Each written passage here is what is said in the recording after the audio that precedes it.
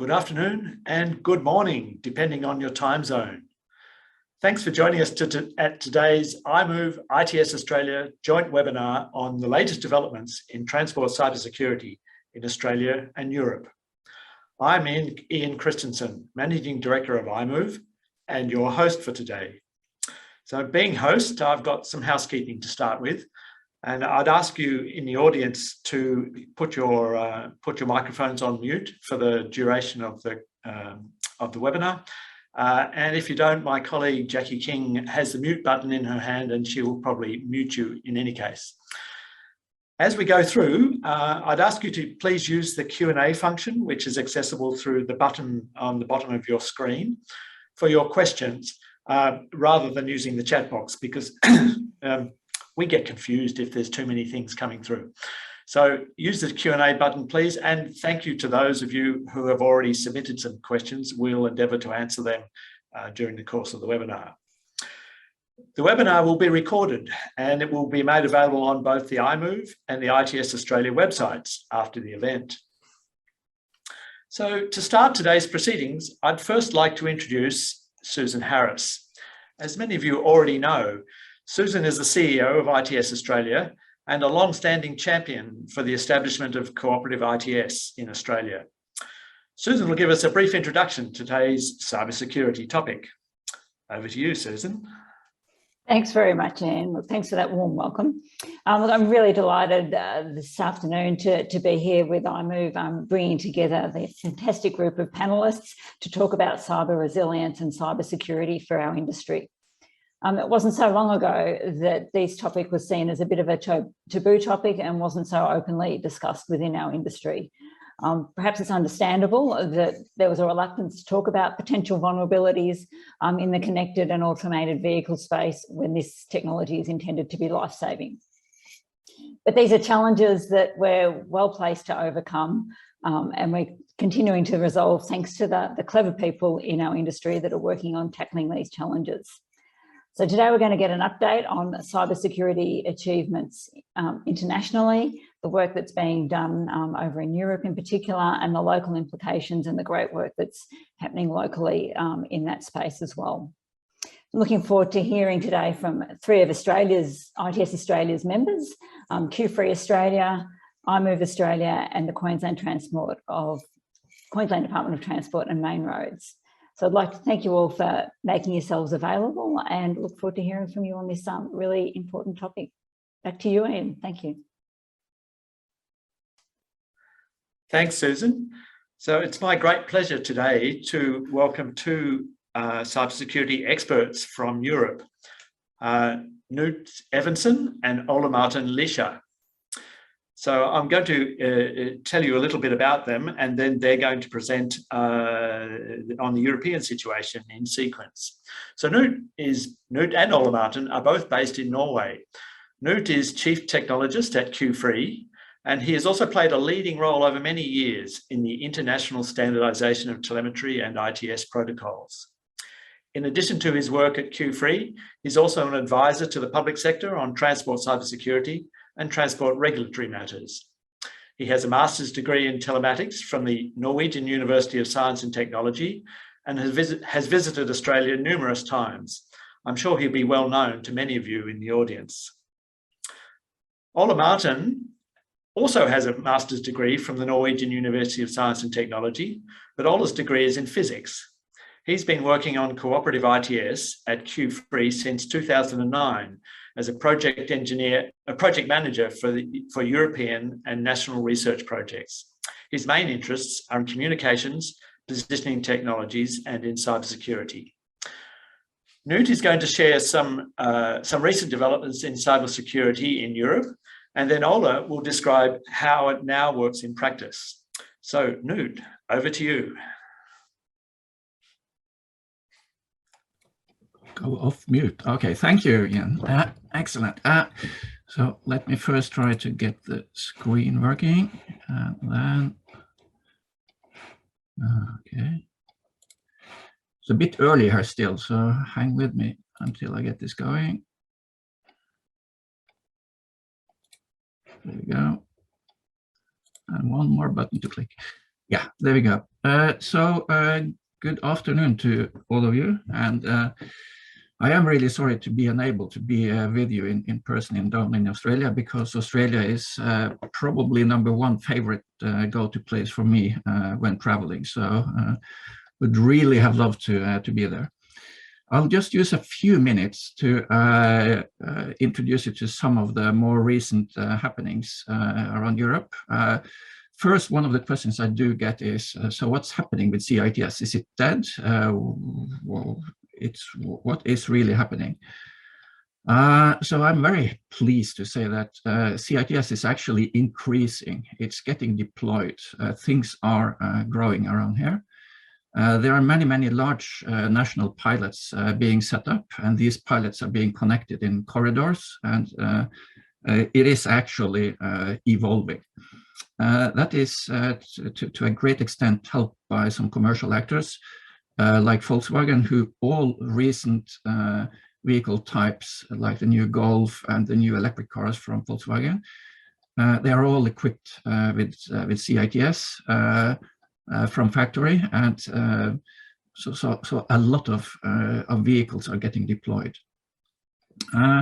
From the European Commission side, then CITS isn't talked so much anymore, but that is because it's folded into CCAM, Connected Cooperative Automated Mobility. I'll say a little bit more about that afterwards.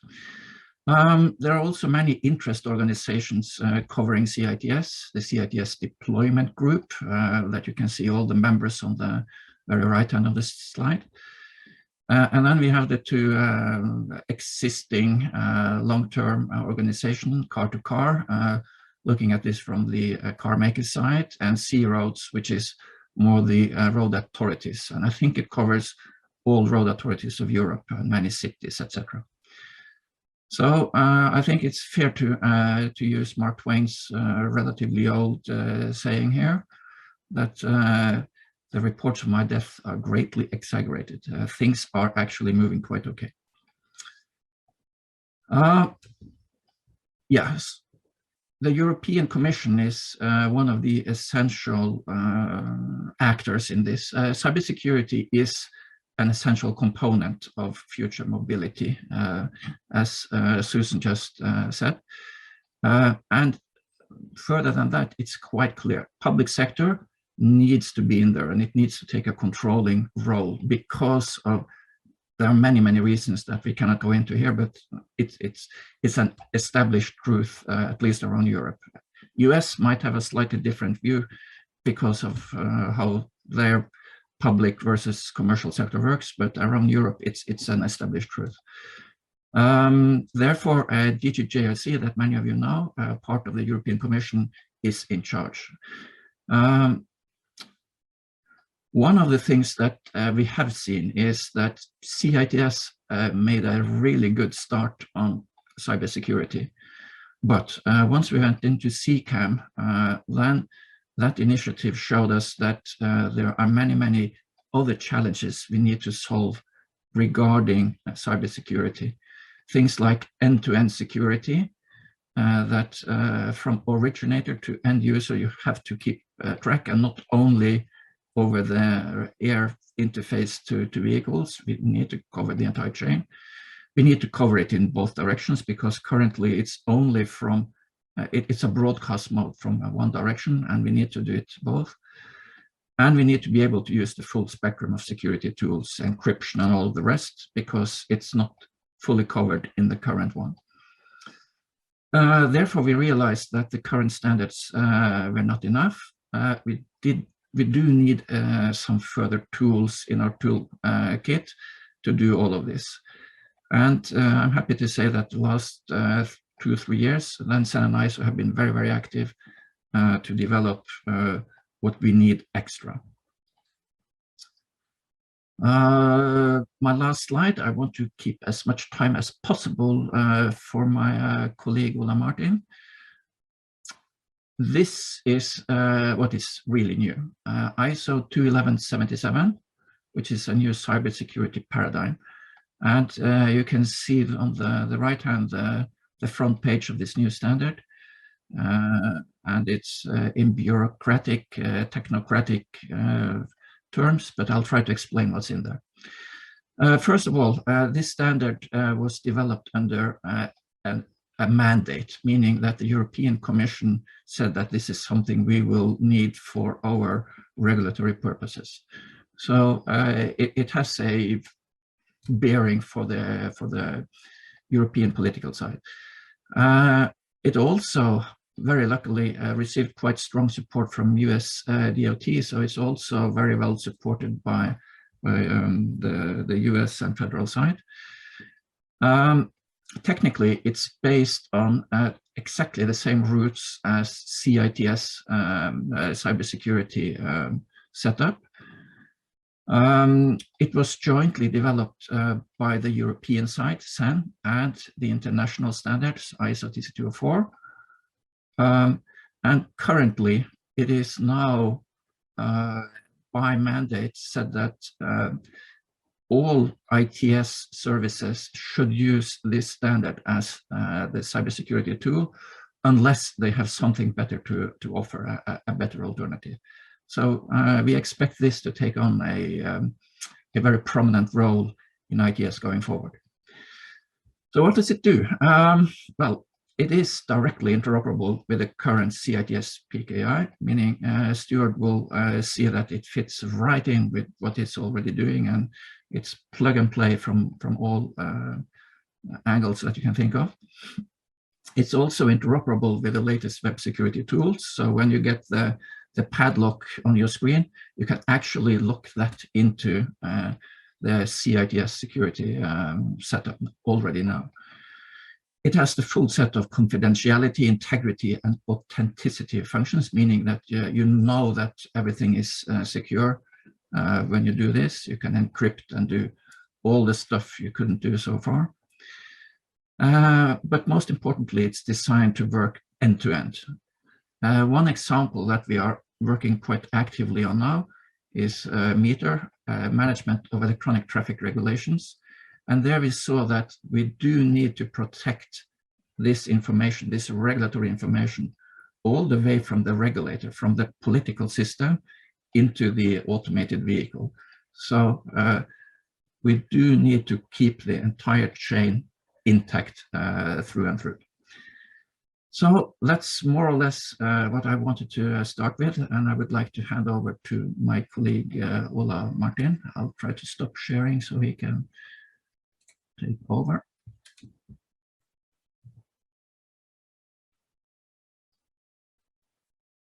And he also needs to unmute.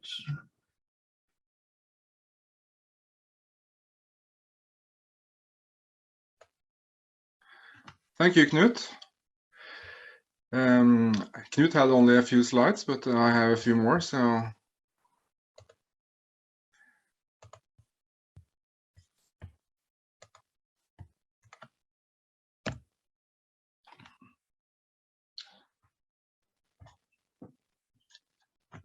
Yes, I would like to talk about the CITS public key infrastructure implementation and how it is applied to CITS in European projects right now.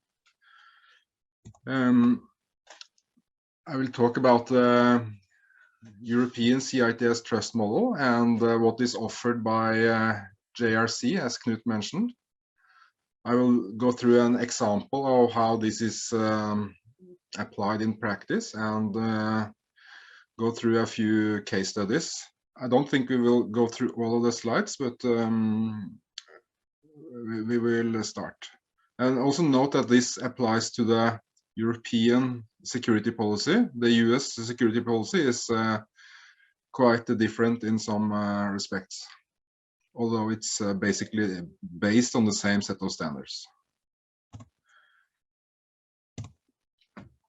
Yeah, so the first slide is, why do we need certificates at all? And this is to prove that someone that has the right to, someone has sending a genuine message. So this was invented in 1976 independently by two American teams, and it's used all the time now in modern cybersecurity. But there are some things you need to be able to do this. You need to have a PKI that issues certificates. You need to have somewhere you can store what these keys and certificates.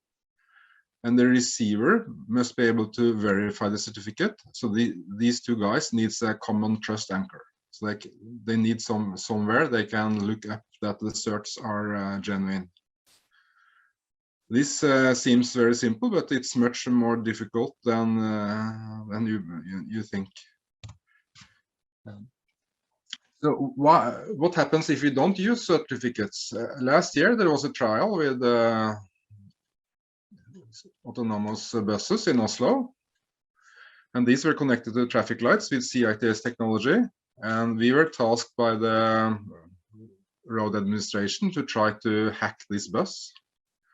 So we were able to send it false traffic light information. So you see in the picture, it has the sign in the back, red traffic light, while the light is actually green, and vice versa. So it was very easy to trick this bus into driving on red and stopping at green. So this demonstrated that cybersecurity is something that is needed.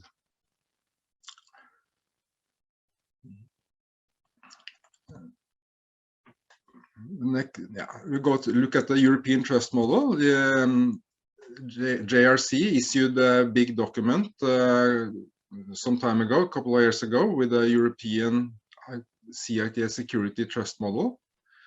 This diagram here is very central to this trust model, and it shows how there is a function. The yellow, that's office function. It's CITS point of contact, and this authorizes root certificate, the root CAs to enter into the trust of the European trust. So this means that it can be many independent root CAs, the green boxes.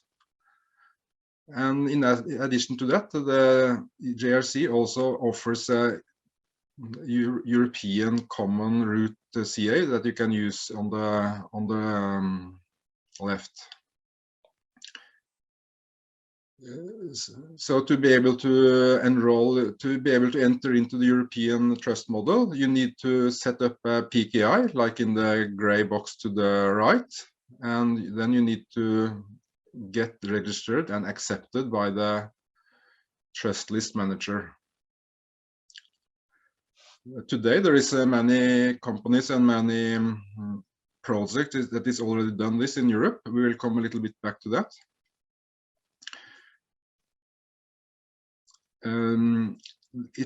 They are defined 3 different trust levels: level 0, 1, and 2. So level 0 is what is operational today, and this is used for testing, and there is no requirements for entering. Anyone can contact JRC and say that we would like to be a part of this trust domain, trust model. The document also have this diagram here that shows all the interactions between the various elements inside and entities inside the trust model. There is a lot of interfaces defined in the document, and but it's important to notice that some of the interfaces are kind of paperwork and authorizations and audits and things like this, rubber stamping, and some of the interfaces are machine-to-machine APIs. So basically, in this diagram, the lower part is computer communication, and the upper part is office clerk work with approvals and audits.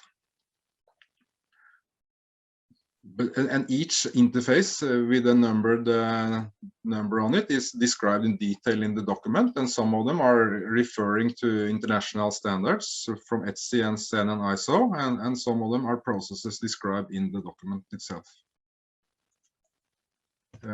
So back to this level 1, 0, 1, and 2. So these are completely separate universes, trust universes. They have no connection between them. So level 0 has been operational for more than a year. And now there is plans to make level 1 operational in the next few months. And the idea was that level 0 should be piloting of the technical stuff, and the level 1 should be piloting of the administrative elements. So now it's time to exercise the auditing procedures and paperwork procedures. And level 2 will be the fully operational security domain, but this is not it's not described yet what is the criteria requirements, but we expect that there will be common criteria requirements for the hardware, and it will be also some formal requirements for the operation of the PKIs. And for level 2 there is no more testing. So in the future, when level 2 is operational, if you want to test something, you need to go back to level 1. Knut also mentioned Volkswagen, and they are currently outside of this diagram. They have their own trust universe outside the European model. So to be able to plug into the European trust model today, you can plug into it in 3 different places. You can plug in individual ITS stations without any previous setup or registration. You can just plug them into the enrollment authority right under the European root CA, or you can set up your own enrollment authorities, as in the second gray bubble, or you can set up your own PKI. If you want to plug in on the left of the figure, then you are below the European root CA and the European root certificates. That means that you can only do services that they already define. If you want to do national services or piloting special services and projects, then you need to have your own root CA. So this is the most common integration point, that you add another root CA number 1, 2, 3, 4, and so on. Very, very central to this model is the European Certificate Trust List, ECTL. Everybody is talking about that. So this means that for each root CA that is entered into the trust domain, it's added to this trust list. And this is published by the JRC at a certain day. They will update it at a certain schedule, and then you will have your own root certificate published to everybody else. So this trust list manager, he also operates a web service that enables ITS stations to download the trust list to get an up-to-date list of all the other routes that he should trust. This assumes that all ITS stations are online with a mobile network modem, so that to be able to get an updated list. Originally in CITS in ETSI, the idea was that you could be completely disconnected from the internet and only use ETSI G5 5.9 communication for communication. But now today it assumes that ITS stations are internet connected to be able to get the updated trust list. This is a quite important change in the technology. So what does the trust list look like? So this is an example listing. So you can see that it lists various projects, and under each route for each project, it lists the authorization authorities and enrollment authorities. So you can see there is French pilots, there is Czech pilots, there is German pilots in here. So this list, we can expect that this trust list will grow to to several hundred routes in the future, because each country will typically have multiple routes. One route certificate for normal cars, one route certificate for, let's say a city would like to have a route certificate for their own traffic lights and information and so on. So you can expect that the trust list will be quite large.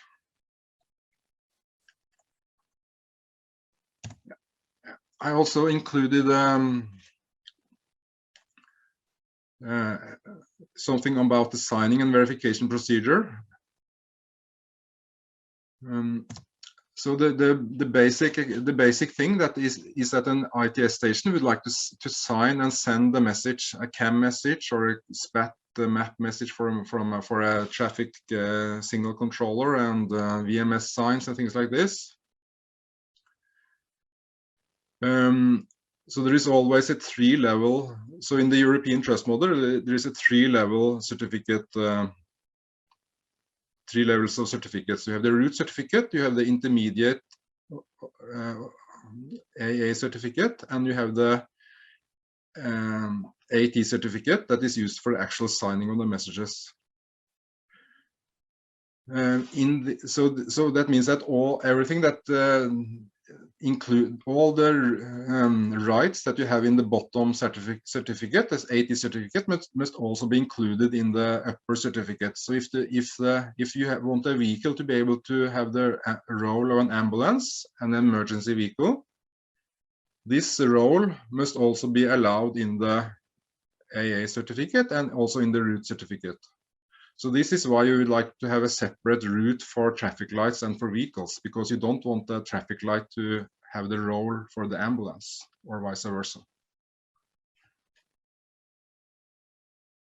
So when you don't know what service you would like to do, like the CAM service, then you have to find out that this service corresponds to the corporate awareness message. And there is a long list of the current official services. We have corporate awareness, we have decentralized environmental notification, we have a few ones for the traffic lights and in-vehicle information and so on. So each of these has a magic number in the second column, the AID, application ID value, and it has a corresponding standard that specifies how the message looks. So this is so for the European certificate policy, the root certificate for the European Union will only contain officially standardized messages from this list. So it's basically limited to this list. So you cannot add a special, if you wanted to add something special for ferries or for national standard, local, you cannot be added to the official route cert, but you can add it to your own PKI. The idea is that if somebody receives a message and it is approved with a certificate, it must be a standard that can be describe the message. So let's say go back to the ambulance again. So we would like to be an ambulance. We decided that we need a CAM message. It's AID value 36. And then we get to this service specific permissions. So for each message, the CAM message, for example, there's a list of additional roles or permissions that you can talk about in the CAM message. So there is one for emergency. So if you would like to have an emergency vehicle, your certificate needs to have the emergency role set as allowed in the certificate. So this means that a normal car cannot send out emergency vehicle information. It needs to have the right to do this from the PKI. So when we go further on, we know, okay, we know we have the message, we have decided that we have the correct permissions, and then to be able to sign it and send it, we need to have, so we have the our public certificate, we have the private key that is secret, we have the message, we take this timestamp of the current time and the current position, and all of this is put into the signing process.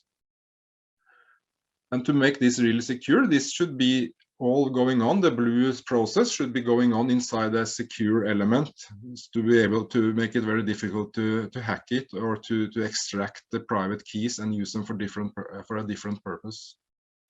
So that's the purpose of the hardware security module is to put this have the private keys secure, and also this also implies that the signing process must go on inside the secure element.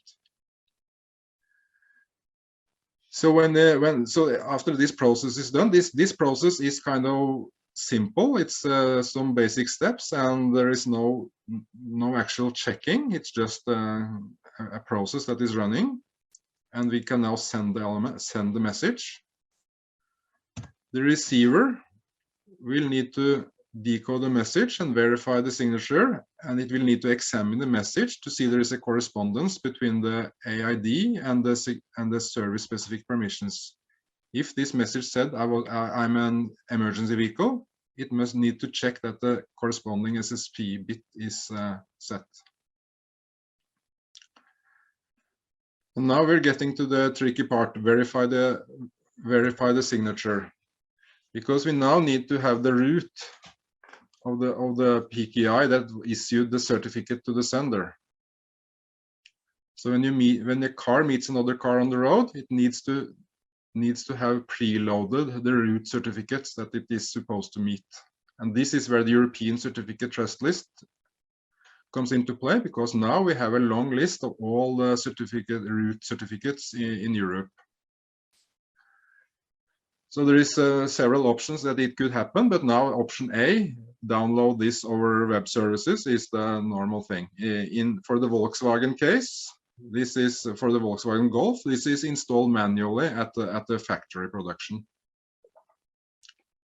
But for the new ID cars from Volkswagen, they are online, so they are able to get this over there. Furthermore, you also need the intermediate certificate for the authorization authority, and these can also be downloaded over the internet, but it can also be kind of piggybacked into the CAM message. So this complicates the car-to-car directly, the car-to-car procedure a little bit.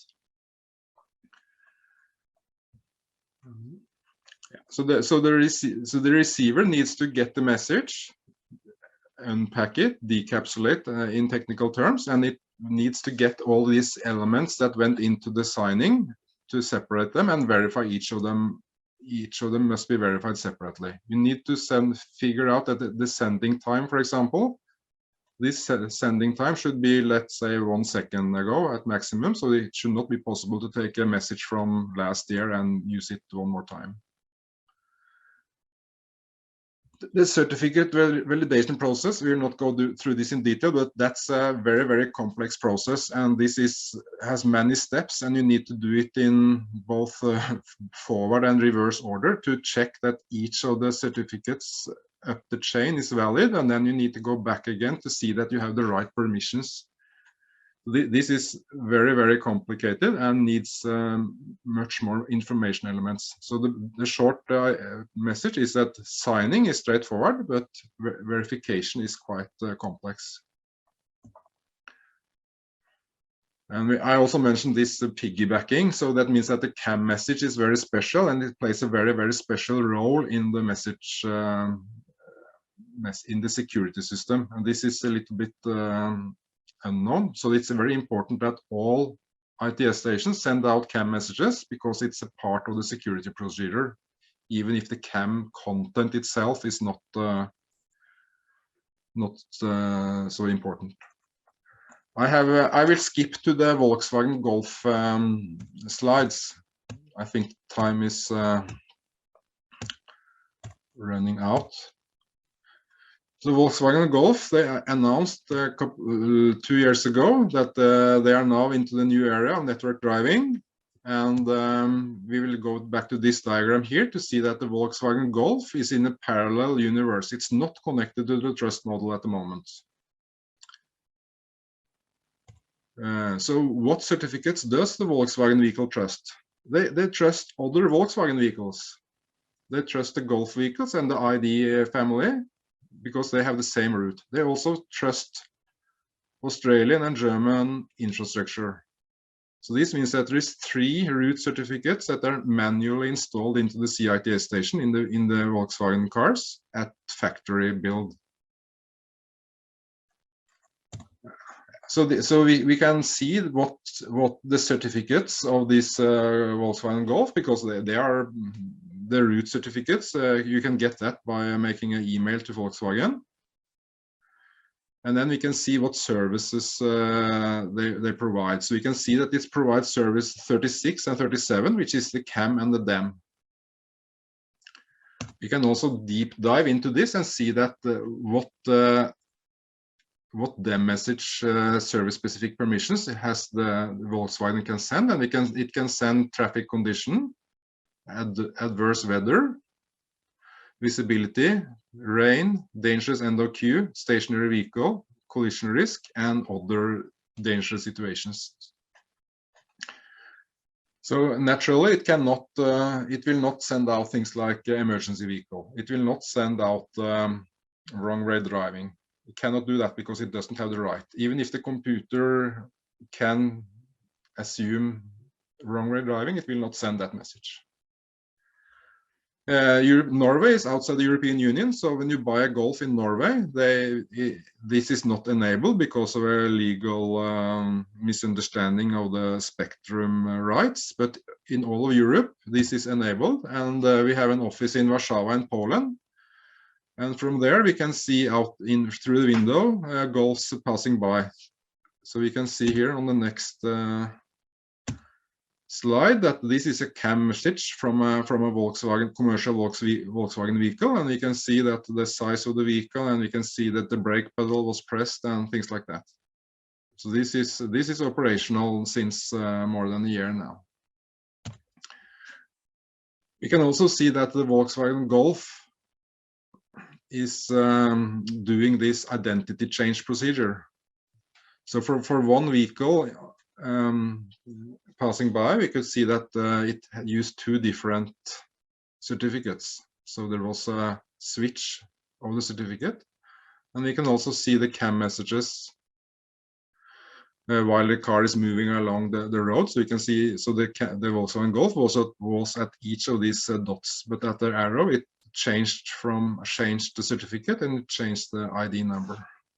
I think I'll stop there to save some time for Ian and Stuart. Thanks, Ola. It's a very complex and intricate structure that you have to navigate as we go through this certificate issuing and certificate reading process. So we have time for a couple of questions, and I'm going to start by sharing one of the questions that was sent to us even in advance of this this webinar. And I think you've clarified that the certification process protects the integrity of the message, both its sending through the permissions and its interpretation or its receipt by the receiver. But so this question is a little bit out of field, but are there other ways that you can attack and take control of the vehicle? I'm thinking, are there other ways to access the vehicle's CAN bus, for instance, to give the vehicle instructions, in a way circumventing the ETSI messages that come through CITS?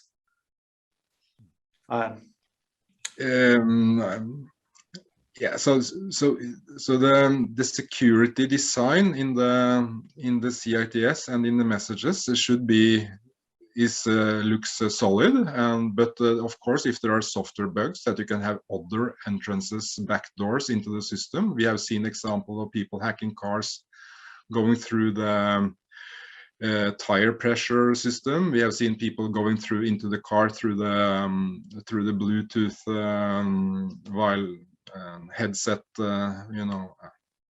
headphones and things like that. So the entrance into the system through the CITS system should be safe, but of course there are can be software bugs or other security problems. So this is why to entering level 2 there will be this common criteria certification of the hardware. To take a slightly wider approach to that, then this is a conundrum, because on one hand you want to have access to data in the car. In particular, if it's your own car, you want to have access to your own data. But on the other hand, it also opens an attack vector into the car. So that's part of the reason we created 21177, so that this access could also be controlled. So you don't have to shut down the data access only in order to protect against attacks. So actually it serves many, many different purposes, also protecting vehicle integrity, the way you explain. Yeah. Super.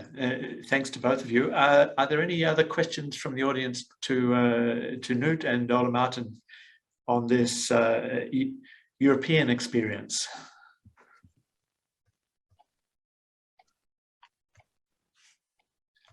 So it looks like you've answered all their questions already. That's really excellent. So then in the interest of time, we might move on to our next speaker, Stuart Allen Keeling. So Stuart works for the Queensland Department of Transport and Main Roads, where he's the Principal Security Advisor for Queensland's Cooperative and Automated Vehicle Initiative, sometimes called CAVI.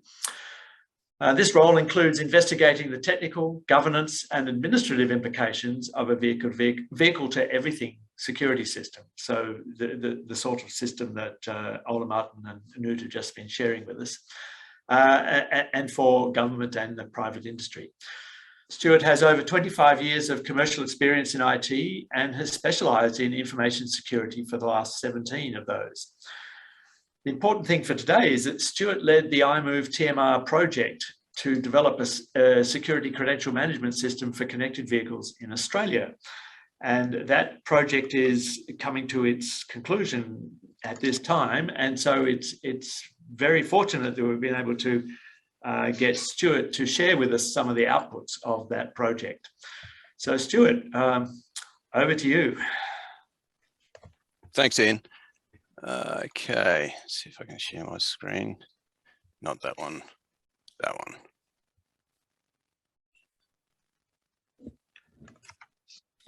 Okay, hi everybody. My name's Stuart, as Ian mentioned, 17 years. Made it feel like a really long time, Ian, thanks for that. So I've been working in the Cooperative and Automated Vehicle Initiative since 2016, I think is when we started to tackle this. We had a little bit of a delay caused by some worldwide virus activity. So we're finally wrapping up now. Let's see if I can go on a slide. Come on, please, don't play the video. No, stop it. Okay.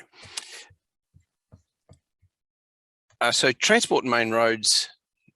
Oh, geez. Stop. Sorry about that. So transport and main roads does over 3.3 million face-to-face transactions through our customer service centres. We have 5.45 million registered Queensland vehicles. 2.48 million Go cards, so that's our public transport system payments through southeast Queensland. We move, well, we don't move. We have 356.8 million tonnes of cargo moved through 21 declared ports, 1.7 million passenger trips provided through our taxi subsidy scheme. Transport and Main Roads has 7,333 full-time equivalent positions with 9,446 staff across 79 occupational groups. And you can find out more about us on our website.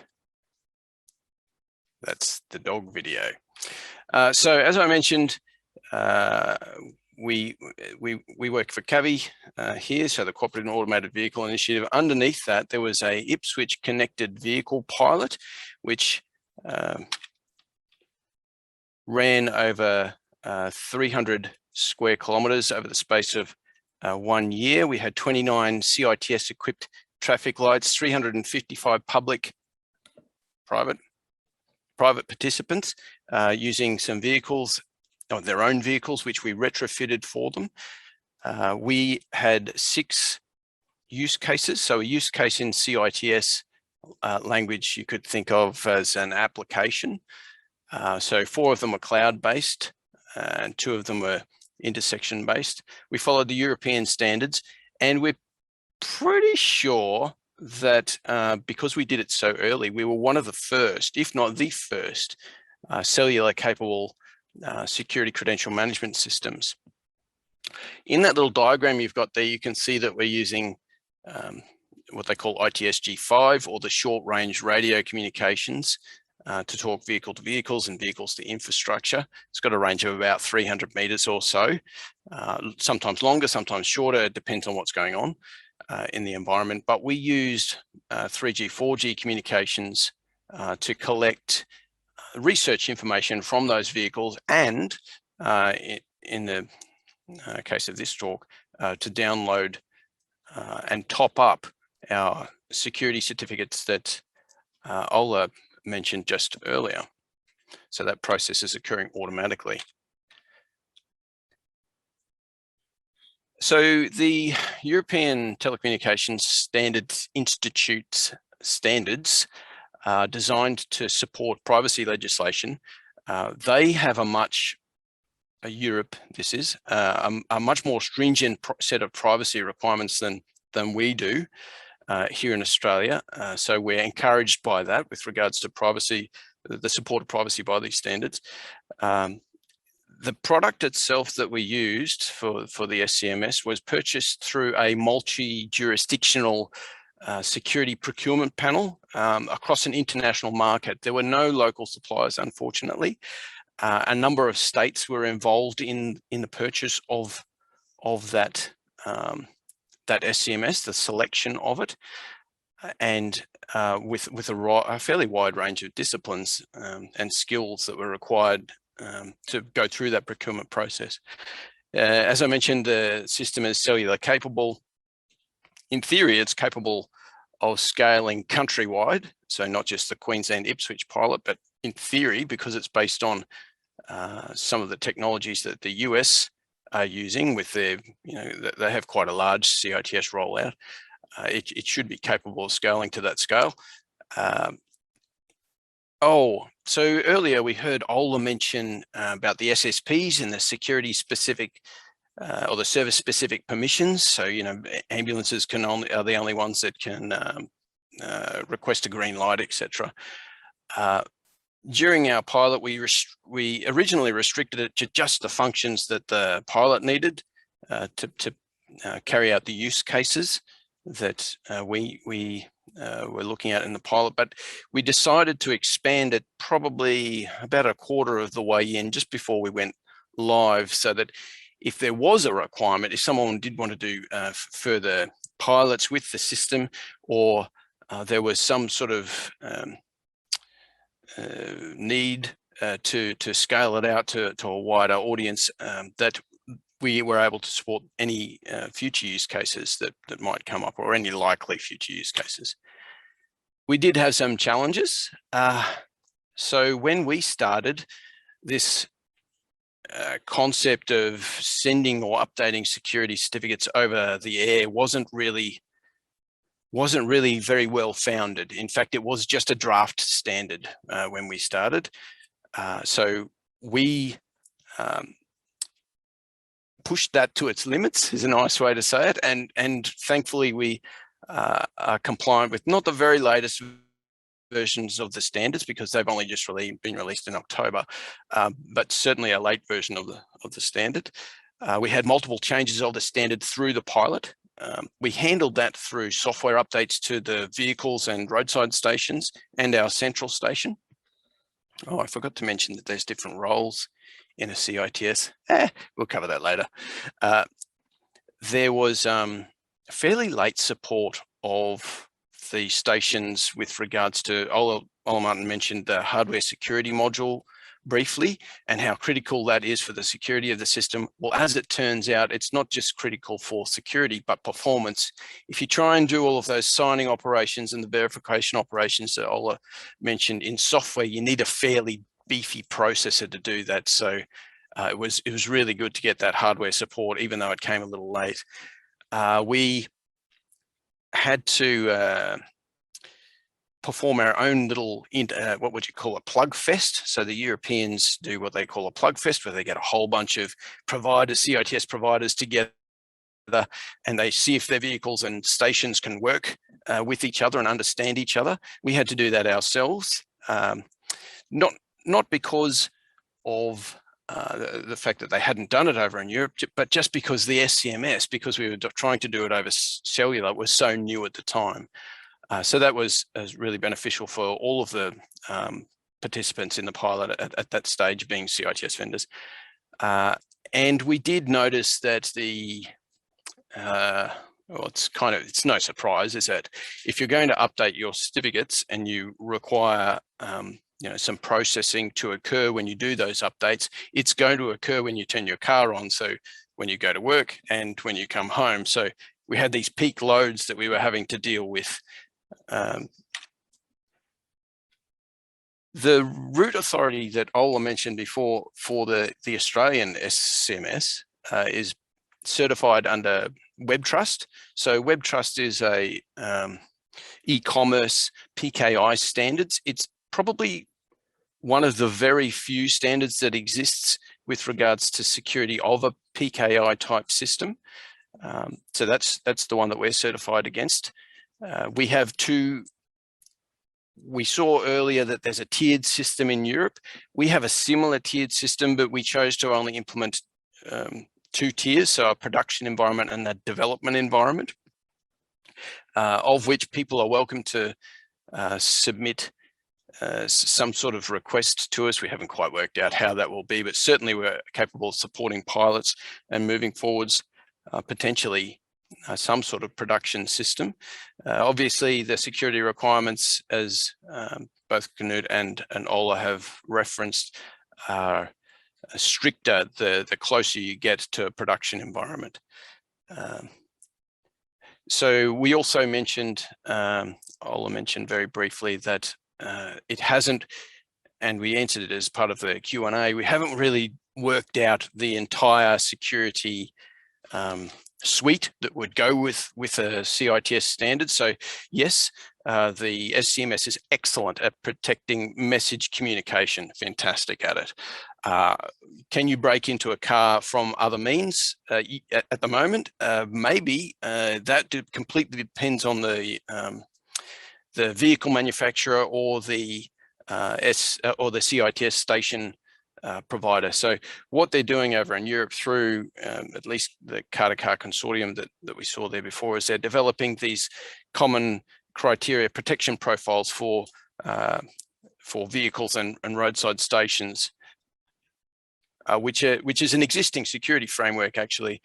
So they're trying to fit in with some frameworks that are existing already just to streamline the whole process. So looking forward into the months and years to come, what sort of things are we looking at exploring? So in that architecture that I think it was Ola presented, we've got this concept of a trust list manager, TLM.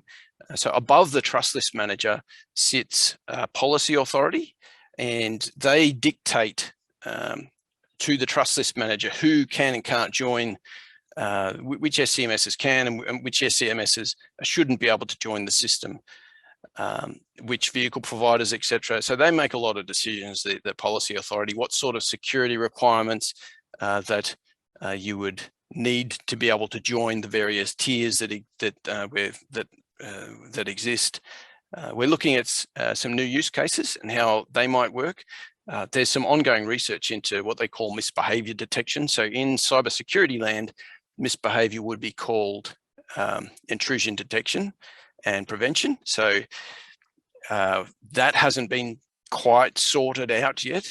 maybe that's an understatement. They're still looking at how they might detect a vehicle that's been compromised and kick it off the network. That's the revocation part. And our new version of the standards has come out, version 2.1.1, which includes some pretty nice features. For example, butterfly keys. So that's a concept where you're able to more easily spread the load. We spoke a little bit about that peak performance, the peak load occurring when you go to work and when you come home. The butterfly keys in theory will enable us to spread that throughout the day, even when your vehicle's not directly talking to the SMS. So that would be kind of nifty. And save money in theory, because you're not having to accommodate for peak loads anymore necessarily. We think we went pretty well. One of our vendors gave us this little quote, which I quite was grateful for. It really highlighted to me that cooperation and consultation is the key in getting these sorts of systems working, because there's so many bodies and private industry components and government components that have to work together to get these things to talk to one another and make sure they all work in some sort of consistent manner, that it's a little bit of a daunting task, but we've obviously done quite well considering that quote. And that's fantastic. Thank you, Stuart. You've made a huge amount of progress, and it's very exciting to see how far you've been able to get in just a few short years. So we've just got a few minutes for questions. I know that there have been some questions passing through the Q&A box already, and thanks to Knut and Ola for the answers they've given. The floor is yours for the audience to ask some more, but while you're thinking about it, I'll just ask Stuart, given that you've now got this at least prototype SCMS system set up, how is it likely to be available to other states to execute on new trials? For example, if another state than Queensland wants to examine the prospect of setting up a CITS mechanism at some location, can they use your SCMS? absolutely. Bring it on. Bring it on. Okay, well, that's good. So to the other jurisdictions who are in the audience, the tool is ready and waiting for you, I think, roughly speaking, is the answer. Yeah, so that system is ready to go. We're expanding its use beyond the pilot to enable other states and or private industry to get into CITS. We're really keen to see new safety initiatives on Queensland and Australian roads take root. So yeah, absolutely willing to support. Thanks, Stuart. So Rebecca McPhee's asking about some of the new use cases that you're thinking of developing in the next stage. Are you able to comment on that? And perhaps Knut and Ola Martin might comment on the use cases that are finding the most demand in Europe as well. No, I'm not sure I'm allowed to give it away. We are certainly looking at some new safety use cases and how they may or may not perform. I think the more important question there might be the root of that question, and what sort of use cases are we able to support in Queensland and Australia? Well, because we've got, I mentioned the roles very briefly. So you've got vehicle, roadside, you've got personal CITS stations, and you've got a central station. The central station for government at least is the thing that allows us to get information out to the field network. It's the system that communicates with all of our back-end systems. So because we've got that connection, we can, as long as we've digitized the road infrastructure, and by that I mean you have to prepare your intersections, you have to prepare your road warnings and your road works. They all have to be in a special CITS format. So as long as you've got that in place, and they have to be geographically and real-time accurate, by the way. So as long as you've got all of that in place, there's a range of use cases that we can support. So I think the answer to Rebecca is, if you've got a good use case, make your request and we'll set up and make something work. So we've come to the end of time. So it remains for me to thank all of our speakers, Knut, Ola, Martin, Susan and Stuart, and especially Knut and Ola, because they're in Norway and it's ridiculously early in the morning over there. So thank you guys for getting up so early and sharing your new knowledge with us. I'd also like to thank Q-Free for making Knut and Ola Martin available to us, and for ITS Australia for their support. And I would be remiss of me not to thank also TMR and the Federal Department of Infrastructure for their support for the SCMS development project that Stuart Allen Keeling just shared with us. A recording of this webinar will be posted on both the iMOVE and ITSA websites. And I also want to alert you to the ITSA Awards Night, which you can see up on the screen at the moment.